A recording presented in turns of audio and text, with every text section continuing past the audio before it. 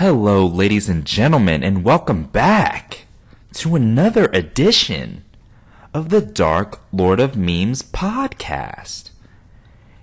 And in like every single episode, this is episode 16, ladies and gentlemen, it's your host with the damn most, Dark Lord Ainz.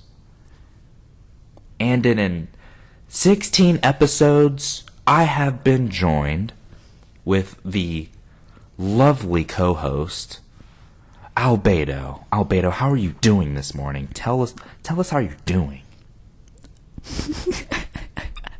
The world wants to know. They need to know. Well, I'm doing pretty good. I'm feeling pretty fantastic. Mm-hmm.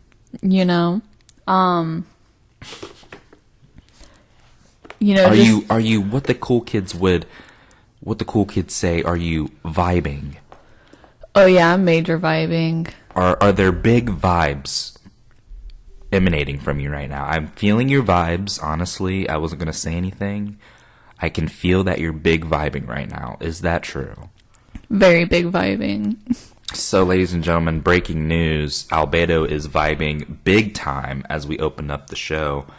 And I think that's cause for a great show that we have ahead of us. So, like at the beginning of all our episodes, I'm going to be giving a shout out to the new top fans of the week on our Facebook page. Now, make sure you go and give us a like if you're not already liking the Facebook page over there.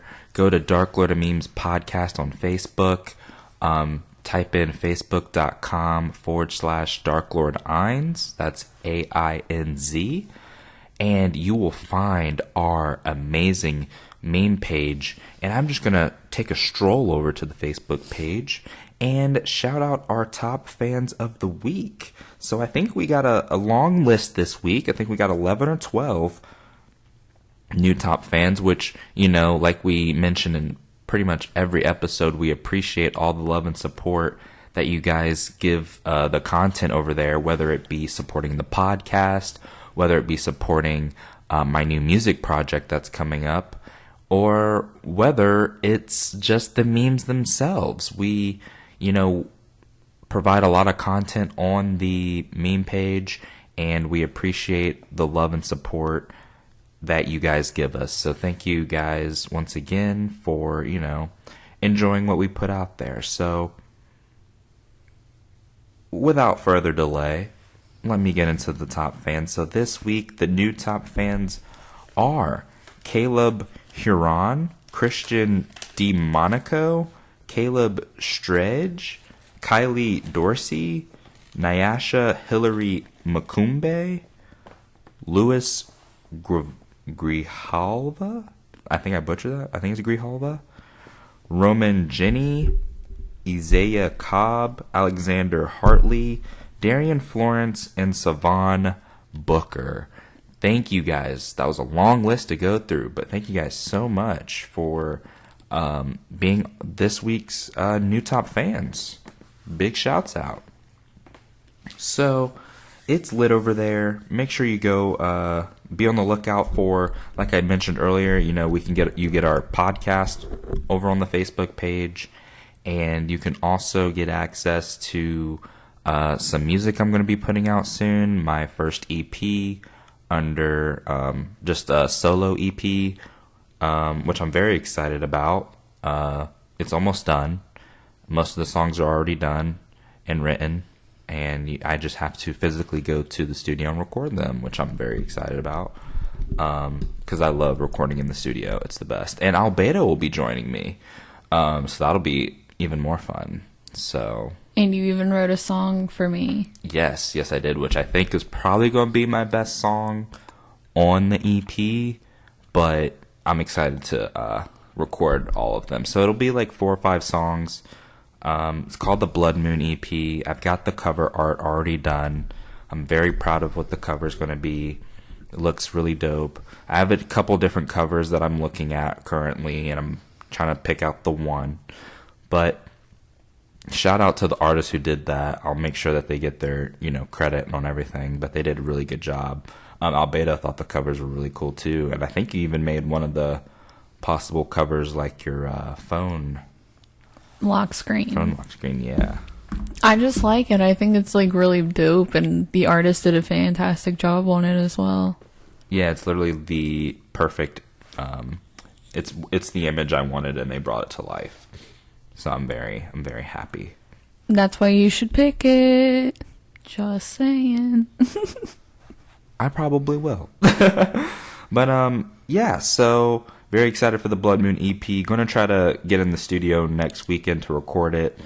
Very excited to work with the engineer again. Times are crazy right now and everything's been closed down, but we're going to get in there, get this work done, and, get it mastered and then put it on my SoundCloud and to the public. So hope you guys enjoy that and be on the lookout for that. So this week we're going to be starting off with our first topic, which is, every week we try to recommend a show that we're either, into, currently watching, things of that nature. And this week we both agreed to recommend the legendary Avatar: The Last Airbender. Now we're not talking, if you're not familiar, no, this is not the blue Avatar from James Cameron, not that Avatar. We're talking the Nickelodeon cartoon Avatar: The Last Airbender. Recently just was, all seasons were released on Netflix. Thankfully, because listen to this, guys. Listen to this. So, I was already wanting to watch the Avatar, all the way through. So, Albedo and I actually went out and purchased, the complete DVD set of Avatar: The Last Airbender and also Legend of Korra. Yeah.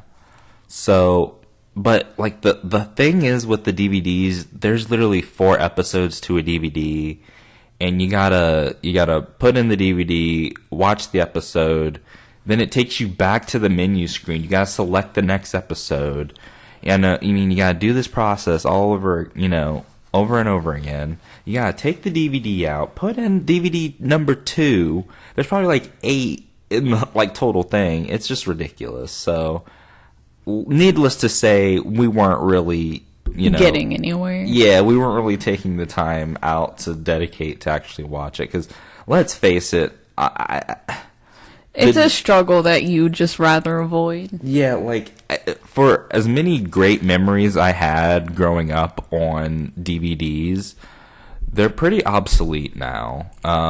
It's so more convenient to just be able to stream them one after the other, just all the way through on Netflix. We've literally gotten through 1.5 seasons already in literally 2 days. 1.5 seasons. We're already on book 2 on where they to cover Earth. And dude, my favorite one by far is Book Fire. Yeah, I have not even. I'm so excited. Here's the thing. I've seen all of book 1. Okay, growing up, I was able to see all of the water, and I saw. Water, and I saw some of the earth. I saw when they first introduced Toph and stuff.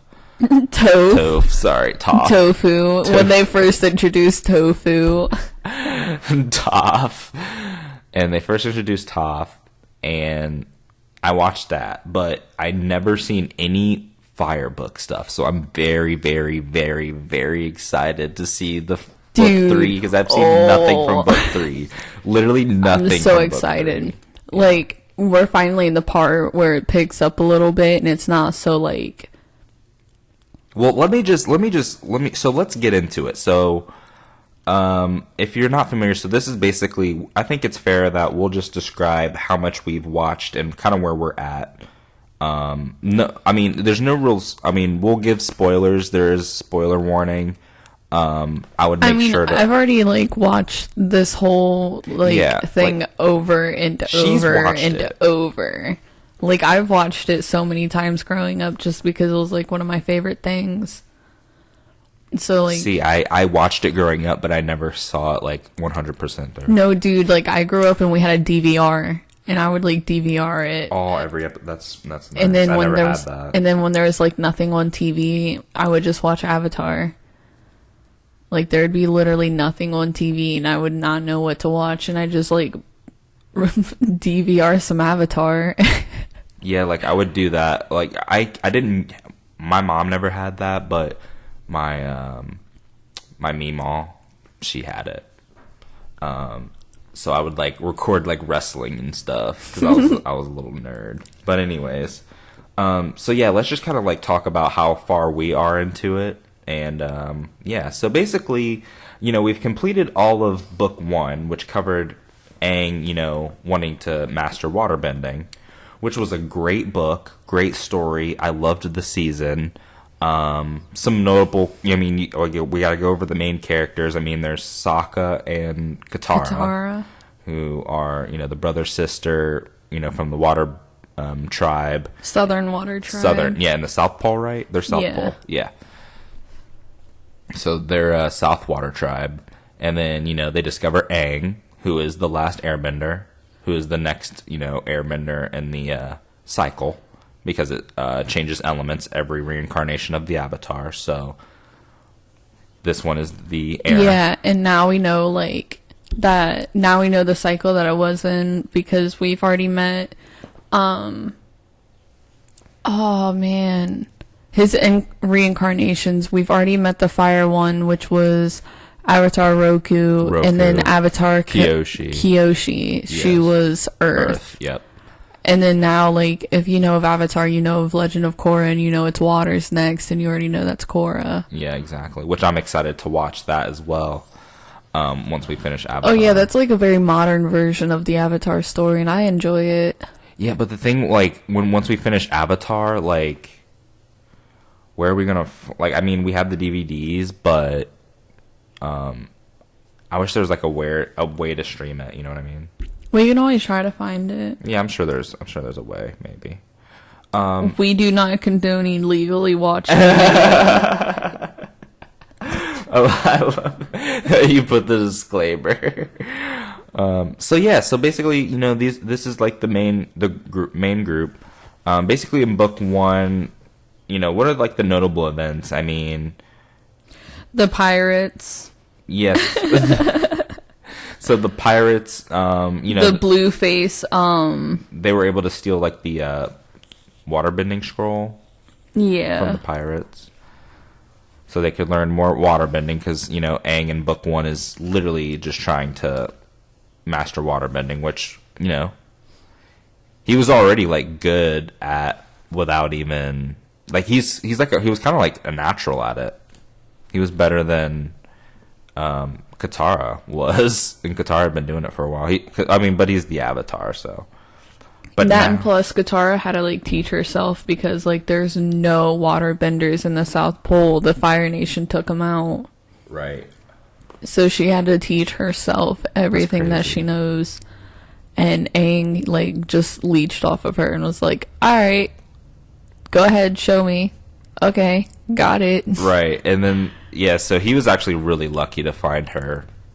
But basically they're trying to find a teacher for, Aang to learn waterbending. And so don't they go to the North Pole? Yeah, they go to the Northern Water Tribe, and they're the ones that have Princess Yue. Yeah, Princess Yue. Excuse me? Her and Sokka is so tragic, bro. It's such a heartbreaking story. So basically I'm not gonna get into all the episodes, but basically the story is they're trying to find a waterbending teacher for Aang to learn waterbending. They find Master Paku, or was that the fire guy? I think it was. So his character was that he was the guy who was trying to marry Katara's grandmother, right? Yes. So I don't remember his name. I think it was like Paku or something. Zaku, Paku, something like that. But yeah, they find him. He refuses to teach Katara Katara because she's a woman. Yeah, like super misogynist.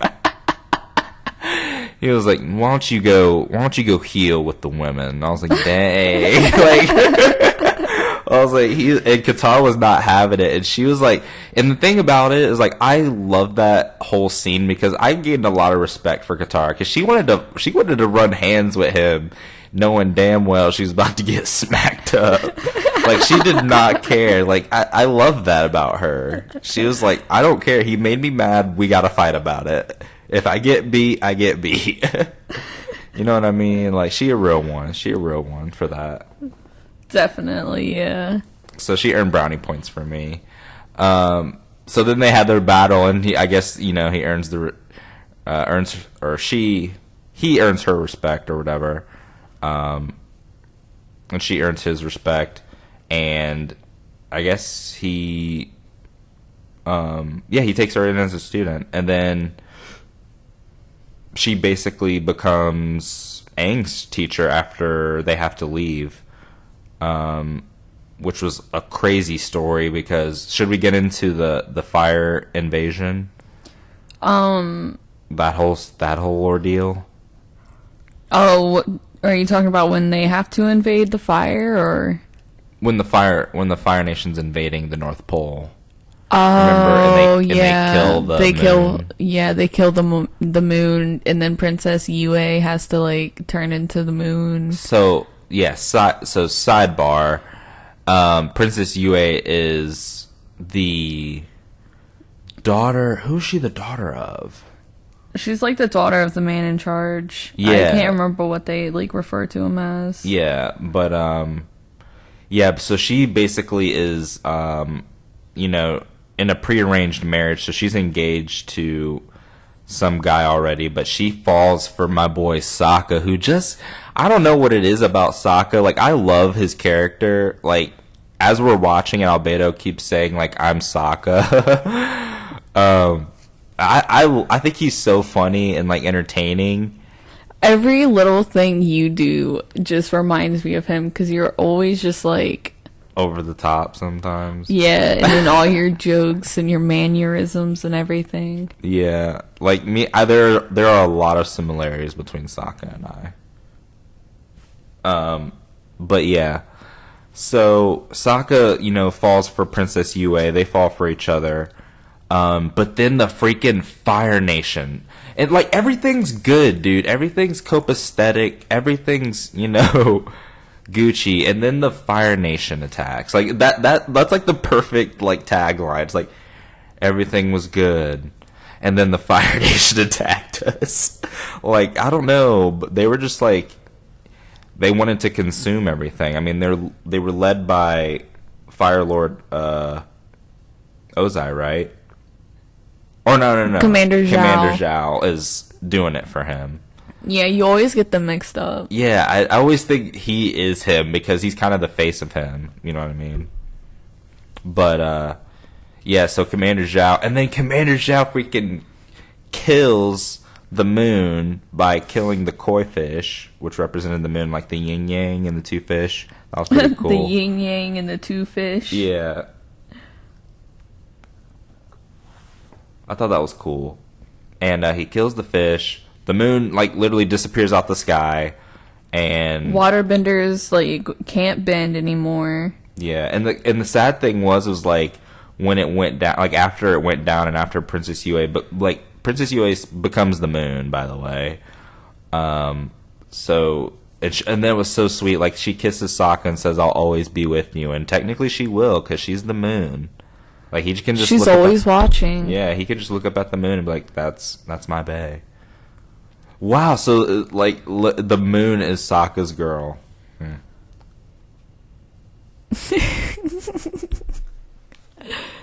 That's interesting.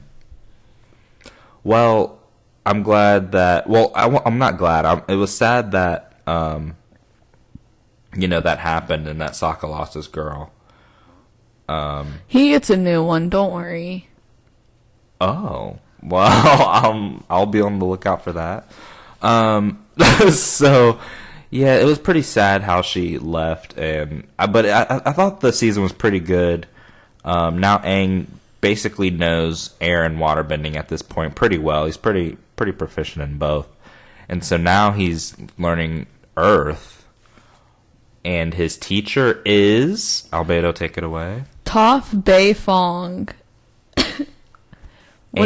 Why do you love Toph so much? Dude, she's my favorite character growing up. Let me take a sip of water and I'll explain. Oh, Lord. Get ready, folks. Alright, so, like, growing up, my favorite characters in, like, any show were, like, either, like, Buttercup from Powerpuff Girls, like, Toph Beifong from Avatar, just, like, you know, the girls that always, like, roughhouse and beat up guys and stuff, like... I totally get it, like, because can you relate to that character? Yeah, like, I grew up with, like, my brothers and, like, my male cousins and my papa and stuff, so, like, that's what I know. Yeah. And, like, those tomboyish characters were always my favorite, and plus, she's, like, so, like... strong. Like, I know exactly, like, I know what she becomes in Legend of Korra. Like, it continues, like, her legacy basically as well. So, like, I know what she becomes, and she's just such an amazing, powerful character, and, like, creates her such a big... becomes strong, doesn't it? Yeah, and she creates such a strong, like, force. Like, I can't tell you what it is because I don't want to spoil it, but, like, it's great. We'll get there. We'll definitely get there. And it'll be worth it when we do, trust me. Because I'm excited just hearing you describe it. So, yeah, I mean, basically, we recommend Avatar. Right now, I'm like, we're watching it right now, and the thing is, like, if I was to rate it out of 10 right now, I'd probably give it a 9.5. Like, right now. Really? Yeah. Like, I love it. I just love it so much. Like, there's little nuances, like, little things that they do. Like, I was just telling you, like, I love, like, in season 1, they did, like, a lot of, for some reason, I don't know if it was, like, a running gag, but, like, someone would make a cheesy joke, and, like, you just hear, like, a coughing. Like, they just, like, inserted, like, someone to go... Or the, I was like, I don't know why the cough made me laugh. Like, or the guy that, like, met the Avatar and he was going, yeah. And he was, like, fainting and foaming at the mouth. Yeah. He like, passes out, like, he gets rabies or something. He's like, well, he starts foaming from the mouth and passes out. And like, he does that, like, multiple times. It's the same dude. Like, I love it. So, it's just, like, I don't know, it's just very well done. It's a 9.5, and like I said, we're only halfway through book 2. So I just know, it's the reason I'm giving a 9.5 because, like, I know book 3 is just going to be that extra 0.5, that cherry on top that's just like, yes, as someone, 10. As someone who's seen this, like, show multiple times, I can tell you, like, the show itself is, like, a 10 in my book. I know, like, I know it's going to be a 10 for me. Like, it's basically a 10 for me, but I'm just leaving it at a 9.5 just, you know, just for sake. But yeah, I think watching book 3 is going to get me very hyped.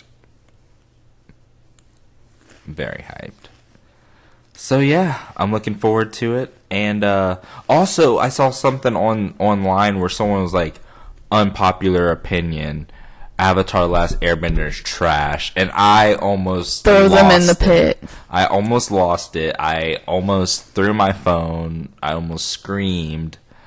It was crazy. Like, and then I checked the comments, and then everyone was like tearing this guy a new a-hole. So I was like, oh, okay, well, good, get him, boys, sick him. Throw him in the pit. Yeah, exactly. Drop him in the pit because he does not know what he's talking about. So yeah, definitely check out. Yeah, it's available on Netflix, guys. So just binge that. You know what I mean? So yeah, let's get into our next topic, and that is the Joji is over party, ladies and gentlemen. Joji is over. I'm going to hand it over to Albedo to start it off, and I will follow. Albedo, please. So I was someone that grew up watching Filthy Frank just because he just makes fun of people so well. Like, he rips on everybody. Nothing's off limits when it comes to him. And, like, I grew up watching that, and I grew up listening to when he, like, originally started off in music as Pink Guy. And, like, I used to bump some of his songs, and, like, some of my friends and everything would, too. And we would all just laugh at that stuff. And then people... There was a Stan account that made a joke and was like, when you find out Joji said the N-word in one of his songs, it was from the Pink Guy album. And, like, everyone started, like, flipping their lid. And what started off as a joke just ended up with a whole bunch of K-pop stans, like, accusing Joji of being racist after they, like, told Cupcake to kill herself. Wait, who's Cupcake? Is Cupcake a rapper, right? Yeah, she's the one that made Deep Throat. Yeah, is she black? Yeah. Yeah, I thought so. And they were like saying she was posting suicidal shit on Twitter. Cupcake was? Yeah, and then like K-pop stans were just flooding her with like hate and spam comments of just K-pop boys dancing. Why? Just they're stupid. And yeah, because like, I have like friends that like Cupcake for some reason. Like my friend was like, I like Cupcake's music. I was like, okay. So I mean, I guess people do like her. Yeah, but like K-pop fans were just like being so rude, and like K-pop fans will like attack anyone and accuse anybody, and they've called like people on Twitter the hard ER, like on Twitter and stuff, and then they accused Joji of being racist. So how dare they? So basically, it's like, how dare they call out Joji for doing the exact same thing, or even worse? Yeah, like it started off as a joke, and then it just ended up turning into a whole bunch of people being like, "Oh my God, Joji really did that." But like Joji and Pink Guy aren't the same people. Yeah, it's two totally different characters. Yeah, like Joji is who he truly is, but Pink Guy is just like that was like a caricature. Yeah, him just portraying like what people are nowadays. Which, here's the thing, like I was not very familiar with. Like, I was aware that he existed. Like, I heard people talk about Filthy Frank and, like, Pink Guy. I was like, oh, okay. It's Filthy Frank, motherfucker. And, like, I checked him out. I was like, oh, I know his face or whatever, but I wasn't, like, really familiar with his content. I just never, like, really sought it out. Or no one really introduced it to me, so it just kind of got left out. Do you want to watch some? I mean, I'd be open to it, yeah. I mean, I'm really in Avatar mode right now, but, like, yeah. But, I definitely want to check him out because I know he's popular, so I kind of want to know, you know, what is it about him. So, but yeah, I wasn't really too familiar with him, and then I got introduced to Joji, like, kind of just like I thought Joji was like, I thought this was him. I was like, oh, I knew he was Filthy Frank, but I was like, oh, I'm sure, I think this is like who he actually is, and I listened to his music, and I love Joji's music, dude. Like, I listen to it like all the time, and I used to like play it like religiously, like when I first discovered him, like exclusively. But yeah, Joji has good music, so I mean, I don't really understand like why Joji's getting attacked for the actions of Pink Guy. You know what I mean? Because it's like two separate people. That's what it comes down to me. Like, it's two separate contexts. Yeah, I mean, it's the same person, but it's two contexts. Yeah. Like, if he said that word in the music he makes now, then definitely, like, that's... And, yeah, in the context of now, it'd be like, okay, you're canceled, like, no one's gonna get your stuff. Yeah, but, like, in context of Pink Guy, who's just basically, like, like you said, a caricature of, like... what people are nowadays. Like, he's just portraying like trashy people. One that you see on the side of the street like every day. Yeah, we live in a town with a lot of that. Oh yeah. It's kind of bad.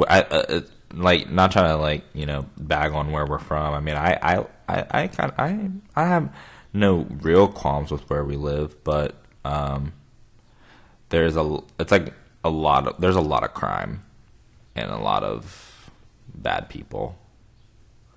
So you gotta be careful. But you gotta be careful, you know, wherever you are, but, like, especially here, I guess. Oh my gosh, yes. So, yeah, a little background of where we're from, our neck of the woods. So, like, do you agree, like, should Joji be canceled for this? No. Like, I agree, but, I mean, do you think this will have any lasting impact on the career of Joji? No. I don't think it will either. And here's the thing, and speaking of having lasting impacts on people's careers, like, I just want to bring this up. We weren't gonna bring this up for this episode. We're gonna save it, but it ties in. So, you know, Doja Cat, okay? Yeah. So, Doja Cat played the fuck out of us, like, real hard. We want to see your boobs, Doja. And here's the thing, like, I'm really upset about it, and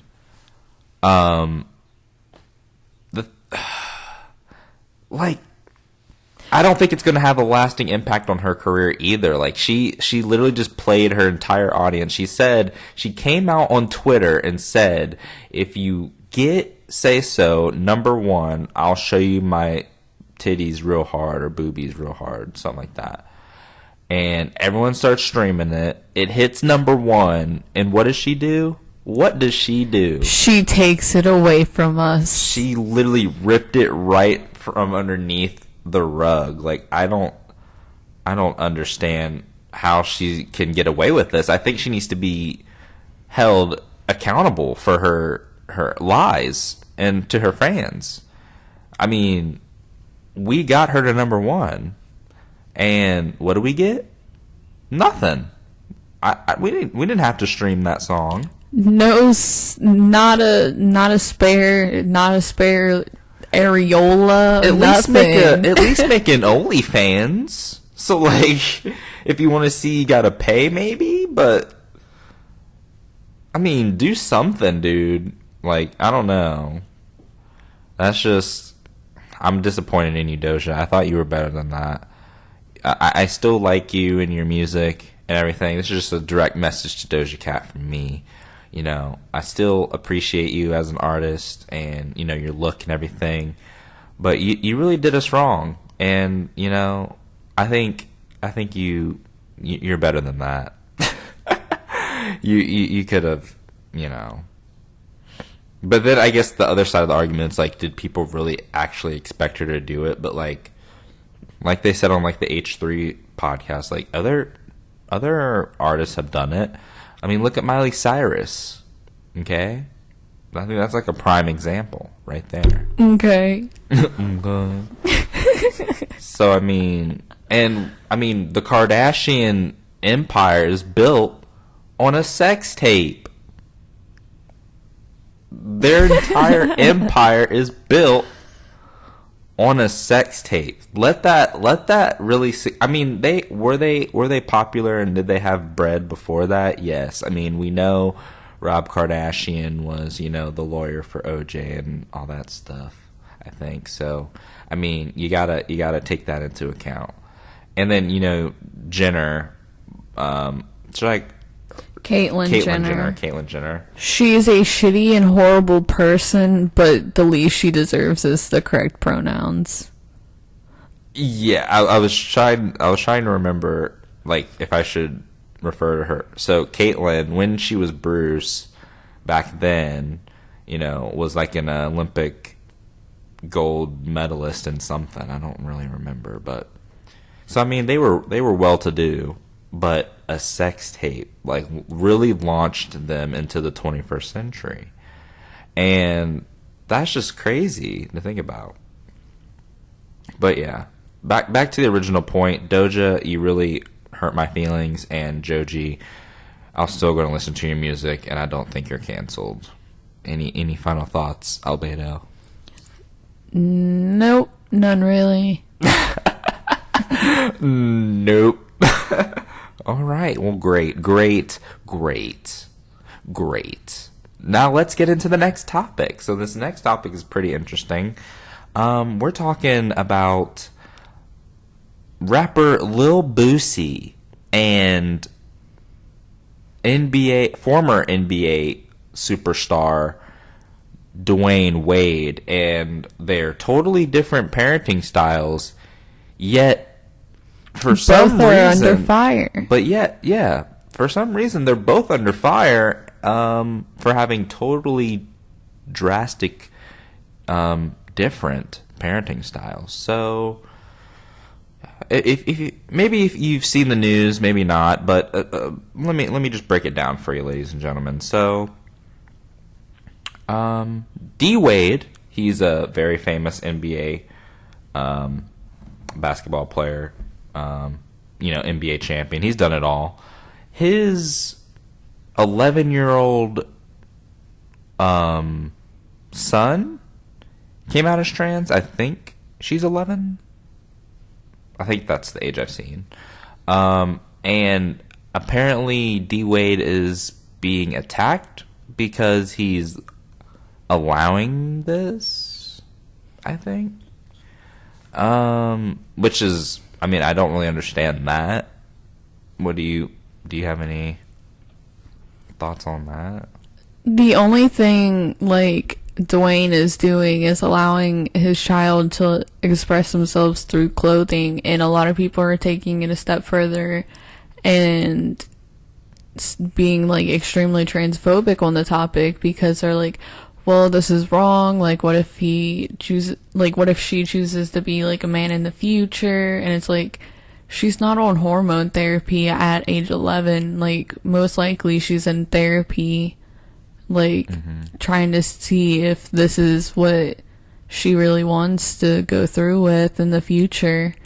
But they're probably the only thing that they'd ever actually do at this point is allow them to dress up like, their preferred gender and be called their preferred gender.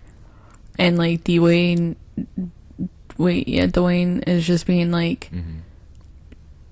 ridiculed because people have a very closed mind when it comes to LGBT topics.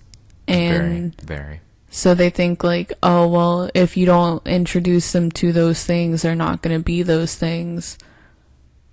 Which is, like, what Boosie basically did when he, like, paid for a grown woman to give him his son head for his birthday.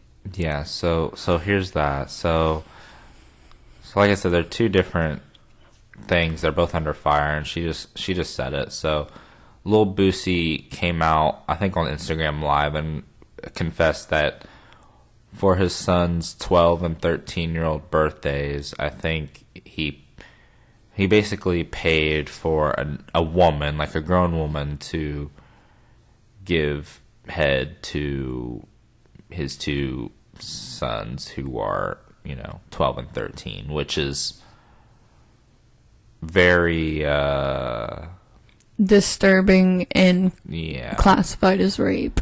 Yeah, that's and, like, I guess in some states, I mean, prostitution, or, I mean, you're paying for, like, a sexual act. It's not legal everywhere, so I thought that was, like, a fake article first, and then, like, I got it, like, verified. I was like, oh, wow. I honestly I can't even fathom, like, a father actually doing that. Like, exposing your kid to that at that age is just very wrong, in my opinion. And I think he also said, like, he taught him about, like, sexual education and stuff, like, very young and stuff. So, I mean, I guess, maybe that's okay, but, like, then, like, taking it that step farther and just, and then the fact like the woman like actually agreed to do that like is kind of, that's a whole issue in itself. That's also disturbing that she actually like agreed to that. I don't know what the fee was, but she definitely deserves time for that. Yeah, you gotta, as a woman, you gotta acknowledge that's a little kid. Like, you cannot, unless you're actually just sick in the head, in my opinion, and think that that's okay. But no, as a grown woman, you gotta say that kid's obviously not 18. What are you doing? This is a joke. And she didn't. She did went it through with it with the accounts, which is crazy. So I mean, I don't know. And we're bringing this up because like I just as a man myself, I don't really, as a black man myself, I'm just like, okay, out of these two parenting styles, I would definitely class myself to be in the D-Wade camp. Like, I would, if I were in his situation, that's what I would probably be doing. And the fact that he's under fire for that literally makes no sense to me whatsoever. And people are praising Boosie too. People are like agreeing with what Boosie did and stuff, and they're shaming D-Wade. Try to protect him. I've seen a lot of that. A lot of Boosie protectors out there for no they're reason. like, oh well, it's not as bad as what D-Wade did with his kid, blah blah blah. But like, you literally paid a grown woman to rape your sons, and he's probably like laughing about it, like not even like taking it seriously. Like, dude, like obviously probably under the influence of something, I'm probably guessing. It's just sad, dude. Like, and those kids, that's probably gonna have a lasting effect on them that he probably doesn't even know about. Yeah, they're probably just gonna grow up thinking like women are disposable. Right. It's gonna be interesting. So yeah, let us know what you think about this, guys. Like, this is an interesting topic we decided to bring up. Pretty controversial and on social media. What do you guys think? Like, who's doing right? Who's doing wrong? Are you team Boosie or are you team D-Wade, or what are your feelings towards all that?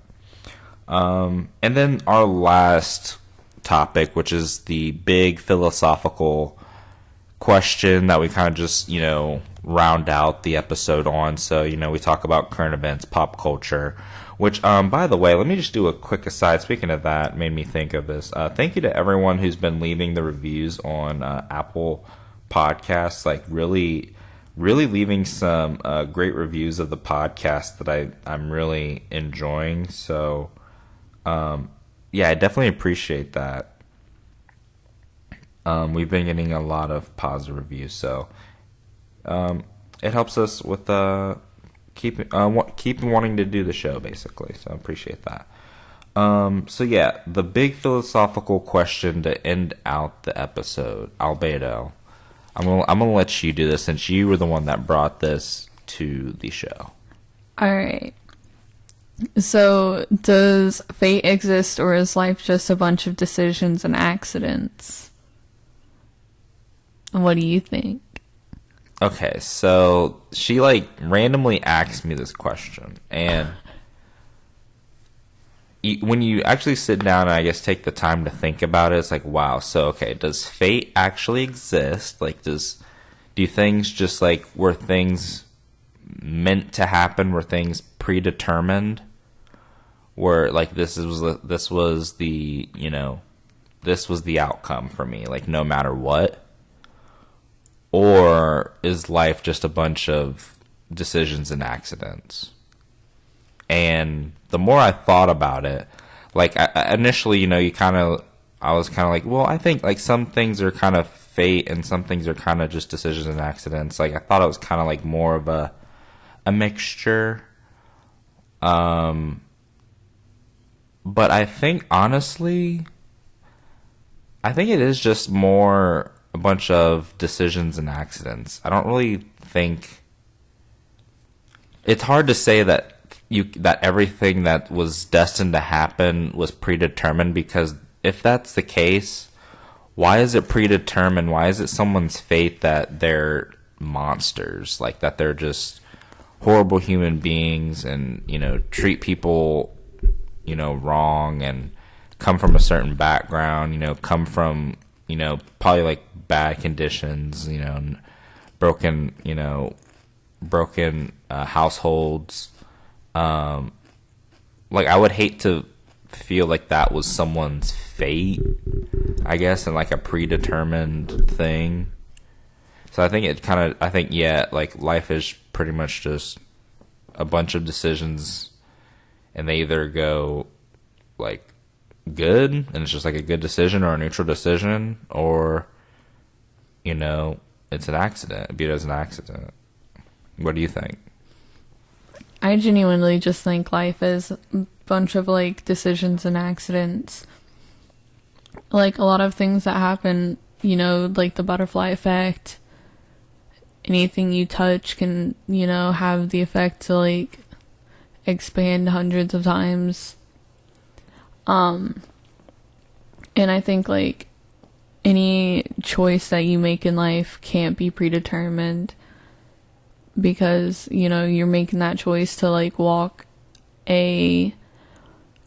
you're just to like walk a road. Like, are you gonna turn left, or are you gonna turn right? If you turn right, like, that's your choice, that's your decision, and then it may happen to be a cliff, and that would be an accident. That would be a big accident. And so, like, I think, and then the whole fact, like, well, maybe we're living in a simulation. Like, maybe this is all, not real. Like, this is all The Matrix, if you're familiar with that movie. And we're just kind of, like, being used as batteries for, some, alien civilization. But we're really just, like, in these pods, like, visualizing everything. Or, like, to break it down to the layman, like Sims, the game, where, like, you're a god controlling these people. So, like, maybe this is all, like, a simulation. I don't know. But if it isn't, I don't know, how could just, like, I would hate to think that everything's just, like, fate-driven, and I don't really have a say, if that makes sense. Because if it's all fate, then is it like it gives you the illusion of having choice? Isn't that what fate is, really? Like, because if everything's by fate, I mean, you were just fated to be the person you are. There was nothing you could do. And then in that instance, like, who controls your fate? Who predetermines your fate? Like, is it a deity? And, most deities we see are gods. And in any religion, they're, like, seen as this life force. It's an all-seeing, all-loving God, cares for their people, So, like, why would they put in your fate that you're, like, born homeless, your family's homeless, you guys have nothing, you're starving, like, you're born because your mom, like, had no choice. Yeah, because, I mean, like, a lot of births are not planned by the parents. Yeah, and, like, you're another cost to the family, you might not grow up You deplete having resources. Yeah, you might not have, like, a very good upbringing, and then all the way up to adulthood, why would a caring deity control that fate for you? If you had a caring deity predetermined fates, then basically, if you believed in fate, then, I mean, wouldn't the world be like a utopia? Like, everything be perfect? There'd be no coronavirus? There would be no, like, starving children, no beaten children, no children lost in the system. Right. There wouldn't be domestic violence. It would be all that stuff. I mean, it's just kind of like my thing, and that's why I think we've kind of, we don't like to, well, let's not get into that, because, we don't like to talk too much religion and stuff, but that stuff's controversial. But yeah, just like, when I think about it, it's just like, okay, well, if I believe in fate, then that means I shouldn't, really try then. Which if it's a bunch of decisions and accidents, then I can actually be kind of like real with myself, be kind of a realist, and be like, okay, well... Listen here, you scumbag. You did that last night. You should never do that again. You embarrassed yourself when you drank 2 things of vodka and danced on the table. Yeah, really think about, like, life is really just making decisions, learning from that, like remembering it and learning from it. And, like, if it was bad, don't do it again. If it was good, do it again. So that's what I think about that, and I think that's gonna wrap it up this week. Is there anything you'd like to say to the loyal listeners of the show before we wrap it up? I hope you have a good one. All right, guys. So we just wanted to leave you with that big philosophical question. What do you guys think? Is life? Does fate exist, or is life just a bunch of decisions and accidents? This is the Dark Lord of Memes podcast, and we are signing off.